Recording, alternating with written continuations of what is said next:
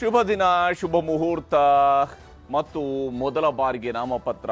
ಹೀಗಾಗಿ ಪಕ್ಷ ಯಾವಾಗ ಟಿಕೆಟ್ ಅನೌನ್ಸ್ ಮಾಡುತ್ತೆ, ಆವಾಗ ಇನ್ಯಾವ ಮುಹೂರ್ತ ಇರುತ್ತೆ, ಆವಾಗ ಪಂಚಾಂಗ ನೋಡೋದು ಯಾರು, ಆವಾಗ ಶುಭ ಮುಹೂರ್ತ ನೋಡೋದು ಯಾರು ಅಂತ ಹೇಳಿ ಪಕ್ಷ ಟಿಕೆಟ್ ಘೋಷಣೆ ಮಾಡೋದಕ್ಕಿಂತ ಮುಂಚಿತವಾಗಿ, ಪಕ್ಷದ ಬಿ ಫಾರ್ಮ್ ಸಿಗೋದಕ್ಕೂ ಮುಂಚಿತವಾಗಿ ಶುಭ ಮುಹೂರ್ತದಲ್ಲಿ ನಾಮಪತ್ರದ ಸಲ್ಲಿಕೆ ಆಗಿದೆ. ಆ ಮೂಲಕ ಅಜ್ಜ ಕಟ್ಟಿರ್ತಕ್ಕಂತಹ ಕೋಟೆಗೆ ನಾನೇ ವಾರಸುದಾರ ಅಥವಾ ನಮ್ಮ ಫ್ಯಾಮಿಲಿಯೇ ವಾರಸುದಾರರು ಅಂತ ಶಾಮನೂರು ಶಿವಶಂಕರಪ್ಪ ಅವರ ಫ್ಯಾಮಿಲಿ ನಿರ್ಧಾರವನ್ನು ತೆಗೆದುಕೊಂಡಿದೆ.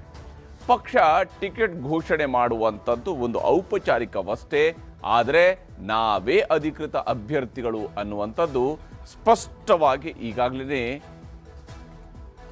ಸಮರ್ಥ್ಗೆ ಗೊತ್ತಿರುವಂತೆ ಕಾಣ್ತಾ ಇದೆ. ಹೀಗಾಗಿನೇ ಕಾಂಗ್ರೆಸ್ನಲ್ಲಿ ಇನ್ನೂ ಕೂಡ ಟಿಕೆಟ್ ಹಂಚಿಕೆಯ ಕಗ್ಗಂಟು ಬಗೆಹರಿದಿಲ್ಲ, ಅಥವಾ ಅದನ್ನ ಕಗ್ಗಂಟಿನ ರೀತಿಯಲ್ಲಿ ಬಿಂಬಿಸಲಾಗ್ತಾ ಇದೆ. ಅದು ಕಗ್ಗಂಟು ಅಂತ ಬಿಂಬಿಸಲಾಗ್ತಾ ಇದೆ, ಆದರೆ ಟಿಕೆಟ್ ಹಂಚಿಕೆನ ಅವರೇ ಮಾಡ್ಕೊಂಡಿದ್ದಾರೆ.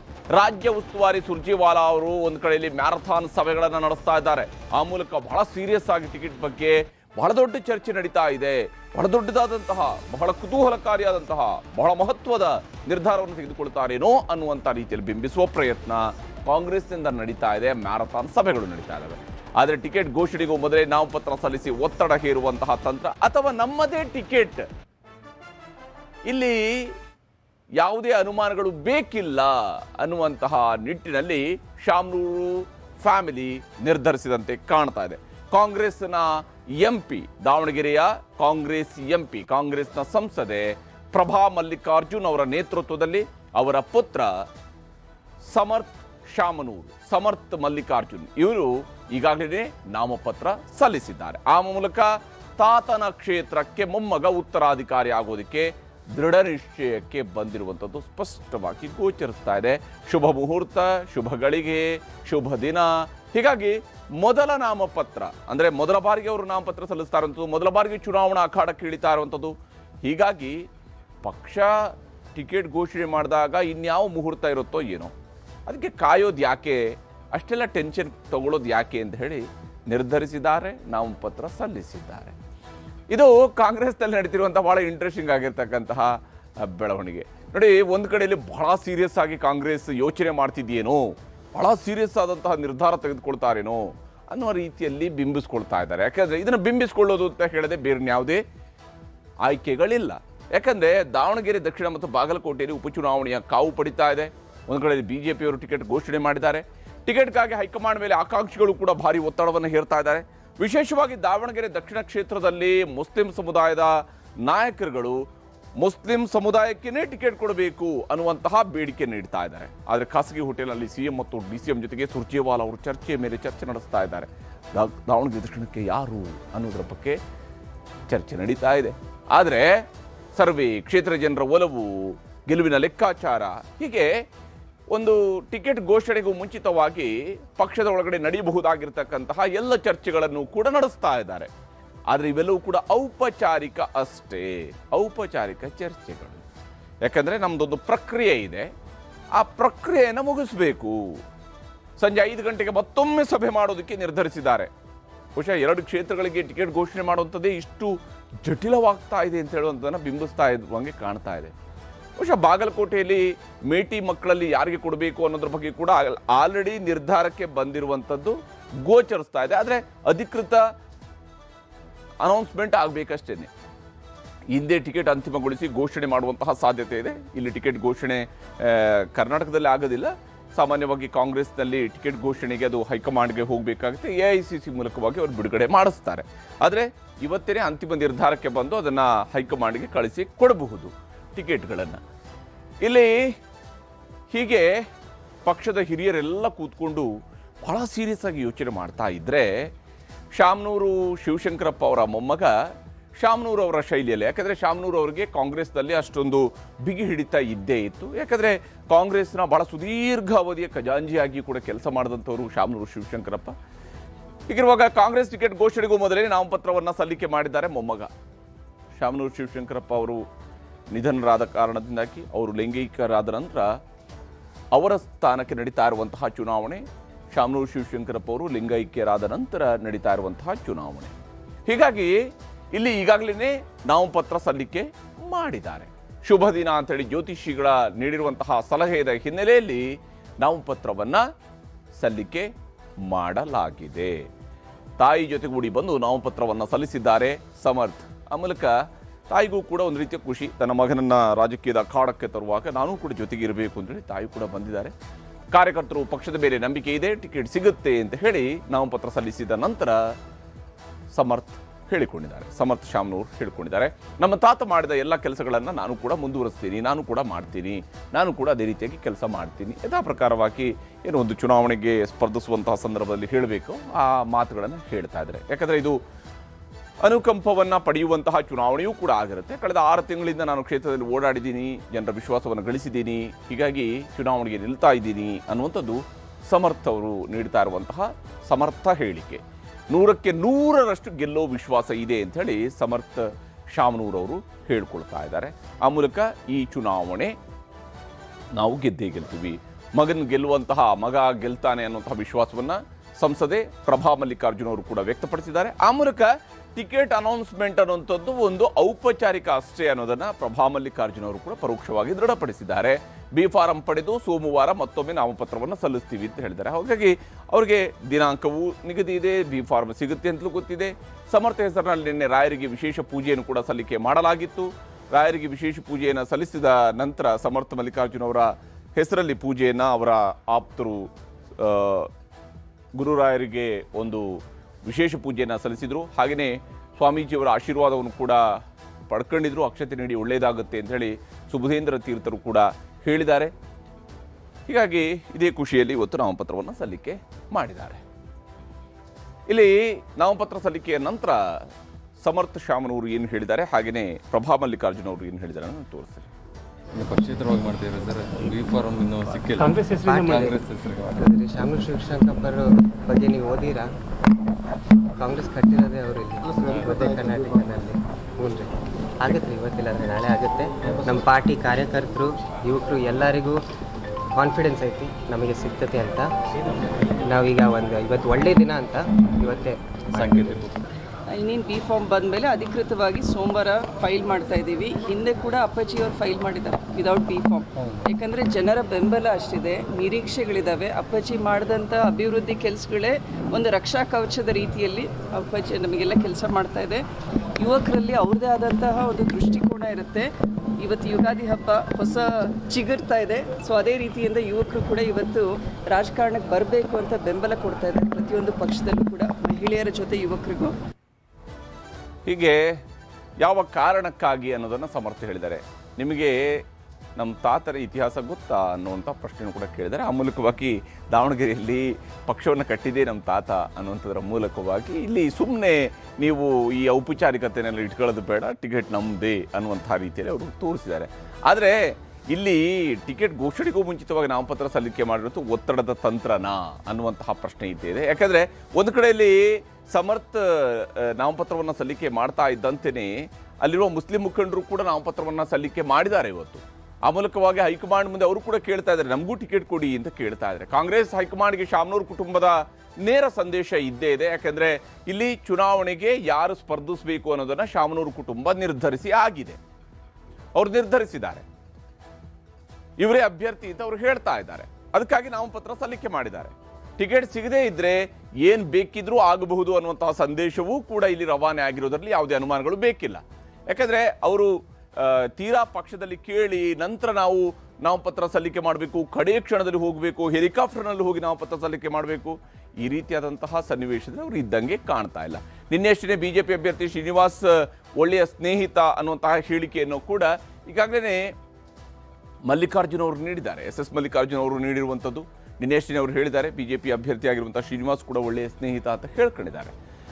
ಶ್ರೀನಿವಾಸ್ ದಾಸಕರ್ಯಪ್ಪಗೆ ಸಚಿವ ಎಸ್ ಮಲ್ಲಿಕಾರ್ಜುನ್ ಅವರು ಕೂಡ ಅಭಿನಂದನೆಯನ್ನು ಸಲ್ಲಿಸಿದರು. ಓಕೆ, ಎಲೆಕ್ಷನ್ನಲ್ಲಿ ರಾಜಕೀಯದಲ್ಲಿ ವೈಯಕ್ತಿಕ ಜಿದ್ದಾಜಿದ್ದಿ ಇರಬಾರ್ದು, ಅಲ್ಲಿ ಪಕ್ಷಗಳ ನಡುವಿನ ಪೈಪೋಟಿ ಇರುತ್ತೆ, ಒಬ್ರು ಇನ್ನೊಬ್ಬರಿಗೆ ಅಭಿನಂದನೆ ಸಲ್ಲಿಸುವಂಥದ್ದು ಒಳ್ಳೆಯ ರಾಜಕಾರಣನೇ. ಆದರೆ ಇಲ್ಲಿ ಅದರಿಂದ ಆಚೆಗಿನ ಭವಿಷ್ಯಗಳನ್ನು ಕೂಡ ನುಡಿಯಲಾಗಿದೆ. ಶಾಮನೂರು ಕುಟುಂಬಕ್ಕೆ ಬಿಜೆಪಿ ಟಿಕೆಟ್ ಬಗ್ಗೆಯೂ ಕೂಡ ಯತ್ನಾಳ್ ಅವರು ಭವಿಷ್ಯವನ್ನು ನುಡಿದಿದ್ದಾರೆ. ಬಸನಗೌಡ ಪಾಟೀಲ್ ಯತ್ನಾಳ್ರು ನಿನ್ನೆ ಹೇಳ್ತಾ ಒಂದು ಮಾತನ್ನು ಹೇಳಿದ್ರು, ವಿಜೇಂದ್ರ ಅವರಿಗೆ ಶಾಮನೂರು ಫ್ಯಾಮಿಲಿಯವರು ಬಹಳ ಆಪ್ತರು, ಒಂದು ವೇಳೆ ಕಾಂಗ್ರೆಸ್ನವರು ಏನಾದರೂ ಅಲ್ಪಸಂಖ್ಯಾತರಿಗೆ ಟಿಕೆಟ್ ಕೊಟ್ಟರು ಅಂತ ಹೇಳಿದ್ರೆ ಆಗ ಬಿಜೆಪಿ ಟಿಕೆಟ್ ಶಾಮನೂರು ಫ್ಯಾಮಿಲಿಗೆ ಸಿಗಬಹುದು ಅಂತ ಹೇಳಿದರು. ಬಹುಶಃ ಟಿಕೆಟ್ ಸಿಕ್ಕ ನಂತರ ಹೇಳಿರ್ತಿದ್ರೆ ಓಕೆ, ಅದರ ಬಗ್ಗೆ ಏನು ಅನಾಲಿಸಿಸ್ ಅಂತ ಹೇಳ್ಬೋದಾಗಿತ್ತು. ಆದರೆ ಮುಂಚಿತವಾಗಿ ಹೇಳ್ತಾ ಇರೋಂಥ ಅರ್ಥ ಏನು ಅಂತ ಹೇಳಿದ್ರೆ, ಕಾಂಗ್ರೆಸ್ನವರು ಕಡ್ಡಾಯವಾಗಿ ಶಾಮನೂರು ಶಿವಶಂಕರಪ್ಪ ಅವರ ಫ್ಯಾಮಿಲಿಗೇನೆ, ಅವರು ಸೂಚಿಸುವ ವ್ಯಕ್ತಿಗೇನೆ ಟಿಕೆಟ್ ಕೊಡಬೇಕು ಅನ್ನೋದನ್ನು ಯತ್ನಾಳ್ರು ಕೂಡ ಪ್ರತಿಪಾದಿಸಿದಂತೆ ಭಾಸವಾಗಿತ್ತು. ಯಾವುದೇ ರೀತಿಯಾದಂತಹ ರಾಜಕೀಯವನ್ನು ನೋಡಿದ್ರು ಕೂಡ ಕಾಂಗ್ರೆಸ್ನಲ್ಲಿ ಟಿಕೆಟ್ ಸಿಗದೇ ಇದ್ರೆ ಬಿಜೆಪಿ ಟಿಕೆಟ್ ಕೊಡುವ ಮಾಹಿತಿಯನ್ನು ನಿನ್ನೆನೆ ಯತ್ನಾಳ್ ಅವರು ಹಂಚಿಕೊಂಡಿದ್ರು. ಈ ಮೂಲಕ ಅವರು ವಿಜೇಂದ್ರ ಅವರ ಮೇಲೆ ಹೇಳಿದ್ರೆ, ಖುದ್ದು ಯತ್ನಾಳ್ರೇ ನೀಡಿರುವ ಹೇಳಿಕೆಯೇ ಯಾವುದೇ ರಾಜಕೀಯದ ಬಗೆಗಿನ ABCD ಗೊತ್ತಿರುವಂಥವ್ರು ಎಲ್ಲರೂ ಕೂಡ ಇದನ್ನು ಹೇಳ್ತಾರೆ. ಹೌದು, ಇದು ಯಾವ ಕಾರಣಕ್ಕಾಗಿ, ಯಾವ ಉದ್ದೇಶಕ್ಕಾಗಿ ಹೇಳ್ತಾರೆ ಅಂತ. ಶುಭ ದಿನದ ಹೆಸರಿನಲ್ಲಿ ನಾಮಪತ್ರ ಸಲ್ಲಿಸಿ ಇಕ್ಕಟ್ಟಿಗೆ ಸಿಲುಕಿಸುವಂತಹ ಪ್ರಯತ್ನವನ್ನು, ಅಂದರೆ ಕಾಂಗ್ರೆಸ್ನವ್ರನ್ನ ಇಕ್ಕಟ್ಟಿಗೆ ಸಿಲುಕಿಸುವಂತಹ ಪ್ರಯತ್ನವನ್ನು ಕೂಡ ಮಾಡಲಾಗ್ತದೆ. ಮತ್ತು ಕಾಂಗ್ರೆಸ್ನಲ್ಲೂ ಕೂಡ ಸಿಗ್ತಾ ಇರುವಂಥ ಒಂದು ಮಾಹಿತಿ ಪ್ರಕಾರ, ಒಂದು ವೇಳೆ ನಾವು ಅವರಿಗೆ ಕೊಡದೆ ಹೋದರೆ ಅನುಕಂಪದ ಆಧಾರದ ಮೇಲೆ ಬರಬಹುದಾಗಿರ್ತಕ್ಕಂಥ ಮತಗಳು ನಮ್ಮ ಕೈ ತಪ್ಪಿ ಹೋಗಬಹುದು ಅನ್ನುವಂತಹ ಪ್ರತಿಪಾದನೆ ಆಲ್ರೆಡಿ ಕಾಂಗ್ರೆಸ್ನಲ್ಲಿ ಶುರುವಾಗಿದೆ. ಹಾಗಾಗಿ ಕಾಂಗ್ರೆಸ್ನ ರಾಜ್ಯ ನಾಯಕರುಗಳಿಗಾಗಲಿ ರಾಷ್ಟ್ರೀಯ ನಾಯಕರುಗಳಿಗಾಗಲಿ ಶಾಮನೂರು ಶಿವಶಂಕರಪ್ಪ ಅವರ ಕುಟುಂಬದ ವಿರುದ್ಧ ರಾಜಕಾರಣವನ್ನು ಆ ಕ್ಷೇತ್ರದಲ್ಲಿ, ಪರ್ಟಿಕ್ಯುಲರ್ಲಿ ದಾವಣಗೆರೆಯ 2 ಕ್ಷೇತ್ರಗಳಲ್ಲಿ ಮಾಡೋದ್ರ ಕಡೆಗೆ ಯೋಚಿಸುವಂಥದ್ದು ಕಷ್ಟ ಇದೆ. ಈ ವಿಚಾರದಲ್ಲಿ ನಿನ್ನೆ SS ಮಲ್ಲಿಕಾರ್ಜುನ್ ಅವರು ಯಾವ ರೀತಿಯಾಗಿ ಬಿಜೆಪಿ ಟಿಕೆಟ್ ಬಗ್ಗೆ ಪ್ರತಿಕ್ರಿಯಿಸಿದ್ರು, ಹಾಗೆಯೇ ಯತ್ನಾಳ್ರು ಕಾಂಗ್ರೆಸ್ ಟಿಕೆಟ್ ಬಗ್ಗೆ ಏನು ಹೇಳಿದ್ರು ಅನ್ನೋದನ್ನು ತೋರಿಸ್ತೀನಿ. ಒಳ್ಳೆ ಸ್ನೇಹ ಭಾವದಿಂದ ಚುನಾವಣೆ ಮಾಡಿ ಯಾವ ಗೆಲುವು ಸೋಲು ಅನ್ನೋದು ಸೆಕೆಂಡ್ರಿ. ಒಳ್ಳೆ ದಾವಣಗೆರೆ ಜನತೆಗೆ ಒಳ್ಳೆ ಒಂದು ಅಭಿವೃದ್ಧಿ ಕಾರ್ಯಗಳ ಜೊತೆಗೆ ಒಳ್ಳೆ ಸ್ನೇಹ ಪ್ರೇಮ ವಿಶ್ವಾಸದಿಂದ, ಪ್ರೀತಿ ವಿಶ್ವಾಸದಿಂದ ಇದ್ದು ನಮ್ಮ ಯಾರ ಅಭ್ಯರ್ಥಿ ಆದ್ರೂ ನಮ್ಮ ಅಭ್ಯರ್ಥಿನ ಗೆಲ್ಲಿಸುವಂಥ ಪ್ರಯತ್ನವನ್ನು ಮಾಡ್ತೀವಿ. ಹೊಂದಾಣಿಕೆ ಒಂದು ವ್ಯವಸ್ಥೆ ಕರ್ನಾಟಕದ ಯಡಿಯೂರಪ್ಪ ಕುಟುಂಬ ಶಾಮನೂರು ಮಾಡ್ಕೊಂಡಾರೆ.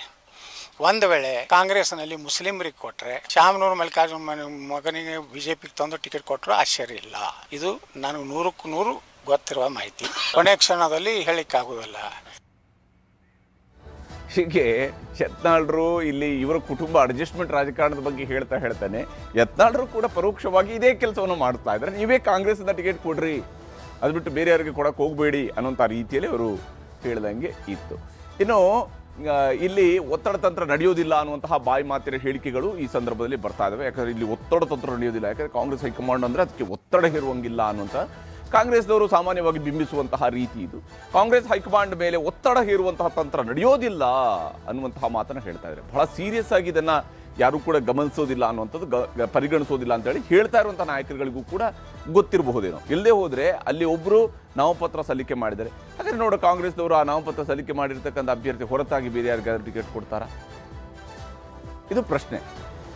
ಮುಹೂರ್ತ ಚೆನ್ನಾಗಿದೆ ಎಂದು ನಾಮಪತ್ರ ಸಲ್ಲಿಸಿರ್ತಾರೆ ಅಂತೇಳಿ ಪಾಟೀಲ್ರು ಹೇಳ್ಕೊಂಡಿದ್ದಾರೆ, MP ಪಾಟೀಲ್ರು ಹೇಳ್ಕೊಂಡಿದ್ದಾರೆ. ಮುಹೂರ್ತ ಚೆನ್ನಾಗಿದೆ ಅಂತ ಹೇಳ್ಕೊಂಡು ನಾಮಪತ್ರ ಸಲ್ಲಿಸಿರ್ತಾರೆ, ಆದರೆ ಒತ್ತಡಕ್ಕೆಲ್ಲ ನಾವು ಬಗ್ಗೋದಿಲ್ಲ. ಸಹಜವಾಗಿ ಮೃತರ ಕುಟುಂಬಸ್ಥರು ಟಿಕೆಟ್ ಕೇಳುವಂಥದ್ದು ಸಹಜ, ಇದು ಸಹಜ ಪ್ರಕ್ರಿಯೆ ಅಂತ ಹೇಳಿ ಪಾಟೀಲ್ರು ಹೇಳಿದ್ದಾರೆ. ದಾವಣಗೆರೆ ದಕ್ಷಿಣ, ಬಾಗಲಕೋಟೆ ಎರಡೂ ಕಡೆ ಕೂಡ ಟಿಕೆಟ್ಗಾಗಿ ಒತ್ತಡ ಇದ್ದೇ ಇದೆ. ಹಲವರು ಆಕಾಂಕ್ಷಿಗಳಿದ್ದಾರೆ. ದಾವಣಗೆರೆಯಲ್ಲಿ ಮುಸ್ಲಿಮರು ಹೆಚ್ಚಾಗಿದ್ದಾರೆ ಅಂತ ಹೇಳುವ ಕಾರಣಕ್ಕಾಗಿ ಟಿಕೆಟ್ಗೆ ಬೇಡಿಕೆಯೂ ಕೂಡ ಅವರ ಕಡೆಯಿಂದ ಬಂದಿದೆ. ಅದನ್ನು ನಾವು ಪರಿಶೀಲಿಸಬೇಕಾಗತ್ತೆ. ಹಾಗೆಯೇ ಬಾಗಲಕೋಟೆಯಲ್ಲೂ ಕೂಡ ಮೇಟಿ ಕುಟುಂಬ ಮತ್ತು ಅವರನ್ನು ಹೊರತುಪಡಿಸಿ ಕೂಡ ಬೇಡಿಕೆಗಳು ಇದ್ದೇ ಇದ್ದಾವೆ. ಯಾಕಂದರೆ ಆಡಳಿತ ಪಕ್ಷದ ಟಿಕೆಟ್ಗೆ ಸಹಜವಾಗಿಯೇ ಬೇಡಿಕೆ ಜಾಸ್ತಿ ಇದ್ದೇ ಇರುತ್ತೆ. ಹೈಕಮಾಂಡ್ ಎಲ್ಲ ಆಯಾಮಗಳಲ್ಲೂ ಚರ್ಚಿಸಿ ನಿರ್ಧಾರ ಕೈಗೊಳ್ಳುತ್ತೆ ಅಂತ ಹೇಳ್ಕೊಂಡು ಇನ್ನೊಬ್ಬರು ನಾಯಕರಾಗಿರುವಂತಹ ಡಾಕ್ಟರ್ G. ಪರಮೇಶ್ವರ್ ಅವರು ಕೂಡ ಹೇಳ್ಕೊಂಡಿದ್ದಾರೆ. ಇಬ್ಬರು ನಾಯಕರು ಏನೇನು ಹೇಳಿದ್ದಾರೆ ಅಂತ ತೋರಿಸ್ತೀನಿ. ಶಾಮನೂರು ಕುಟುಂಬ ನಾವು ನಮಗೆ ನಮ್ಮ ಅವ್ರ ತಂದೆಯವರು ಅದನ್ನು ಇದು ನೋಡ್ಕೊಂಡಿದ್ರು, ನಮ್ಗೆ ಕೊಡಬೇಕು ಅಂಥೇಳಿ ಬೈ ಎಲೆಕ್ಷನ್ದಾಗ ಕೇಳುವಂಥ ಸಹಜ. ಇಮಿಡಿಯೇಟ್ ಕೊಡ್ತಾ ಇಲ್ವ ನಾವು? ಹಾಗೆ ಕೇಳ್ತಾರೆ. ಇನ್ನೊಂದು ಕಡೆ ಮೈನಾರಿಟೀಸು ಕೂಡ ಭಾಳಷ್ಟು ಜನ ಇದ್ದಾರೆ. ಜನಸಂಖ್ಯೆ ಇವತ್ತು ಮೈನಾರಿಟಿ ಜನಸಂಖ್ಯೆ ಕೂಡ 60-70 ಸಾವಿರ ವೋಟರ್ಸ್ ಅದರಲ್ಲಿ.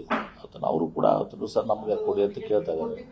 ಕೊಡ್ಬೋದು ನೋಡ್ರಿ. ಇದೆಲ್ಲ ನಾಮಪತ್ರ ಸಲ್ಲಿದಕ್ಕೆ ಅಲ್ಟಿಮೇಟ್ಲಿ ಆಫಿಷಿಯಲ್ ಕ್ಯಾಂಡಿಡೇಟ್ ಯಾರು ಅಂತ ಹೇಳಿದ್ಮೇಲೆ ಅದೊಂದು ನಿರ್ಧಾರ ಆಗ್ತದೆ. ಬಿ ಫಾರ್ಮ್ ಕೊಡುವಂಥದ್ದು ಎಲ್ಲನೂ ಕೂಡ ಇರ್ತದೆ. ಶಿವಶಂಕರಪ್ಪನವರು ಅವರು ತೀರ್ಕೊಂಡಿದ್ದ ಜಾಗ ಅದು. ಈಗ ಅವರ ಕುಟುಂಬಕ್ಕೆ ಕೊಡಬೇಕು ಅನ್ನೋದು ಸ್ವಾಭಾವಿಕವಾಗಿ ಅವ್ರು ಕೇಳ್ತಾರೆ. ಮತ್ತು ಅಲ್ಲಿ ಹೆಚ್ಚು ಮೈನಾರಿಟಿ ಇದ್ದಾರೆ ಅಂತೇಳಿ ಮೈನಾರಿಟಿಯವರು ಕೂಡ ನಮಗೆ ಕೊಡಿ ಅಂತ ಕೇಳ್ತಿದ್ದಾರೆ. ಅಂತಿಮವಾಗಿ PCC ಅವರು ತೀರ್ಮಾನ ಮಾಡ್ತಾರೆ. ಹೀಗೆ ಪಕ್ಷದಲ್ಲಿ ಎಲ್ಲರೂ ಕೂಡ ಈ ಟಿಕೆಟ್ ವಿಚಾರದಲ್ಲಿ ಕುಟುಂಬದ ಕಡೆಗಿನ ಒಲವನ್ನು ಮುಂದುವರಿಸಿದ್ದಾರೆ. ಮತ್ತೊಂದು ಕಡೆ ಇಲ್ಲಿ ಮುಸ್ಲಿಮರಿಗೆ ಅಲ್ಲದೆ ಹೋದರೆ ಅಹಿಂದಕ್ಕಾದರೂ ಕೊಡಿ ಅಂತೇಳಿ ಕೇಳ್ತಾ ಇದ್ದಾರೆ. ದಾವಣಗೆರೆ ದಕ್ಷಿಣ ಕ್ಷೇತ್ರದಲ್ಲಿ ಮುಸ್ಲಿಮರದ್ದೇ ಪ್ರಾಬಲ್ಯ ಇದೆ ಅನ್ನುವಂಥದ್ದು ಜಬ್ಬಾರ್ ಅವರು ಮಾಡ್ತಾ ಇರುವಂಥ ಪ್ರತಿಪಾದನೆ. ಶಾಮನೂರು ಭರವಸೆಯಂತೆ ಟಿಕೆಟ್ ಕೊಡೋದಕ್ಕೆ ಅವರು ಆಗ್ರಹಿಸ್ತಾ ಇದ್ದಾರೆ. ಶಾಮನೂರು ಶಿವಶಂಕರಪ್ಪ ಅವರೇ ಭರವಸೆ ಕೊಟ್ಟಿದ್ರು, ಅದರಂತೆಯೇ ನೀವು ಟಿಕೆಟ್ ಕೊಡಬೇಕು ಅಂತ ಆಗ್ರಹಿಸ್ತಾ ಇದ್ದಾರೆ. ಮುಸ್ಲಿಮರಿಗೆ ಅಲ್ಲದಿದ್ದರೂ ಕೂಡ ಅಹಿಂದಕ್ಕೆ ಟಿಕೆಟ್ ಕೊಡಿ ಅನ್ನುವಂತಹ ಬೇಡಿಕೆಯನ್ನು ಮುಂದಿಟ್ಟಿದ್ದಾರೆ. ಅಹಿಂದ ವರ್ಗಕ್ಕೆ ಕೊಡಿ, ಕುಟುಂಬ ರಾಜಕಾರಣ ಮುಂದುವರಿಸಬಾರ್ದು ಅನ್ನುವಂಥ ಆಗ್ರಹವನ್ನು ಜಬ್ಬಾರ್ ಅವರಲ್ಲಿ ಮಾಡ್ತಾ ಇದ್ದಾರೆ. ಆದರೆ ಈಗಾಗಲೇ ನಾಮಪತ್ರ ಸಲ್ಲಿಕೆಯಿಂದ ಬೇಸರ ಆಗಿದೆ ಅನ್ನುವಂತಹ ಮಾತನ್ನು ಕೂಡ ಹೇಳಿದ್ದಾರೆ. ಯಾಕಂದರೆ ಪಕ್ಷ ಅನೌನ್ಸ್ ಮಾಡೋಕ್ಕೆ ಮೊದಲೇ ನಾಮಪತ್ರ ಸಲ್ಲಿಕೆ ಮಾಡೋದ್ರಿಂದ ಬೇಸರ ಆಗಿದೆ. ಹೈಕಮಾಂಡ್ ನಾಯಕರು ಭರವಸೆ ಕೊಟ್ಟಿರುವ ಅನುಮಾನವೂ ಕೂಡ ನಮಗಿದೆ, ಅವ್ರಿಗೇನೆ ಟಿಕೆಟ್ ಅನ್ನುವಂತಹ ಭರವಸೆ ಕೊಟ್ಟಿರುವಂಥ ಅನುಮಾನವೂ ಕೂಡ ನಮಗಿದೆ. ನ್ಯೂಸ್ 18 ಮೂಲಕ ಟಿಕೆಟ್ಗೆ MLC ಅಬ್ದುಲ್ ಜಬ್ಬಾರ್ ಅವರು ಕೂಡ ಆಗ್ರಹಿಸಿದ್ರು. ಅವರು ಹೇಳ್ತಾ ಇದ್ದಾರೆ, ನೀವು ಮುಸಲ್ಮಾನರಿಗೆ ಕೊಡದೆ ಹೋದರೆ ನೀವು ಅಹಿಂದ ವರ್ಗಕ್ಕಾದರೂ ಕೊಡಿ ಅನ್ನುವಂತಹ ಬೇಡಿಕೆಯನ್ನು ಮುಂದಿಡ್ತಾ ಇದ್ದಾರೆ. ಮತ್ತೊಂದು ಕಡೆ BJPಯಲ್ಲೂ ಕೂಡ ಯಾವಾಗ ಈಗಾಗಲೇ ಶ್ರೀನಿವಾಸ್ ದಾಸ್ಕರಿಯಪ್ಪ ಅವರಿಗೆ ಟಿಕೆಟ್ ಘೋಷಣೆ ಆಯಿತು, ಆವಾಗ BJPಯಲ್ಲೂ ಕೂಡ ಅಪಸ್ವರ ಇದ್ದೇ ಇದೆ. ದಾವಣಗೆರೆಯಲ್ಲಿ ಶ್ರೀನಿವಾಸ್ ದಾಸ್ಕರಿಯಪ್ಪ ನಾಮಪತ್ರ ಸಲ್ಲಿಕೆ ಮಾಡಿದ್ದಾರೆ.